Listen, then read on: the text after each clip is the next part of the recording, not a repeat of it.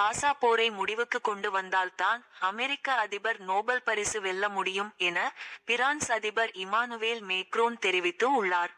உலக நாடுகள் இடையே 7 போர்களை நிறுத்தியவன் இந்தியா. பாக் மோதலும் என்னால் தான் தீர்த்து வைக்கப்பட்டது என்று விடாமல் ட்ரம்ப் பேசி வருகிறார். அவரின் கூற்றை இந்தியா முற்றிலும் நிராகரித்துள்ளது. அதுமட்டுமின்றி 7 போர்களை நிறுத்திய எனக்கு நோபல் பரிசு தந்தே ஆக வேண்டும் என ட்ரம்ப் தனது ஆசையை வெளிப்படையாகவே பேசியிருக்கிறார். இது தொடர்பாக பிரான்ஸ் அதிபர் இமானுவேல் மேக்ராயின் கூறியதாவது: காசா மோதலை முடிவுக்கு கொண்டு வந்தால் மட்டுமே ட்ரம்ப் அமைதிக்கான நோபல் பரிசை வெல்ல முடியும். இஸ்ரேலுக்கு அழுத்தம் கொடுக்கும் அதிகாரம் அமெரிக்காவுக்கு மட்டுமே உள்ளது.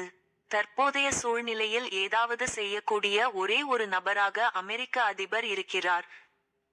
காசாவில் இஸ்ரேல் அரசு தனது இராணுவ நடவடிக்கைகளை நிறுத்த அமெரிக்கா அழுத்தம் கொடுக்க வேண்டும். அமெரிக்கா இஸ்ரேல் மீது அதிக செல்வாக்கை கொண்டுள்ளது. அமெரிக்க அதிபர் ஏன் நம்மை விட அதிகமாக செய்ய முடியும்? காசா மோதலை நடத்த அனுமதிக்கும் ஆயுதங்களை இஸ்ரேலுக்கு நாங்கள் வழங்குவதில்லை. பாலஸ்தீன அரசை நிறுவுவது இறுதியில் இஸ்ரேலின் அங்கீகாரத்தை பொறுத்தது. இஸ்ரேல் அரசு அதை அங்கீகரிக்கும் நாளில் பாலஸ்தீன அரசு உண்மையிலேயே உருவாக்கப்படும். நாங்கள் ஒருபோதும் செயலற்றவர்களாக இருக்க மாட்டோம்.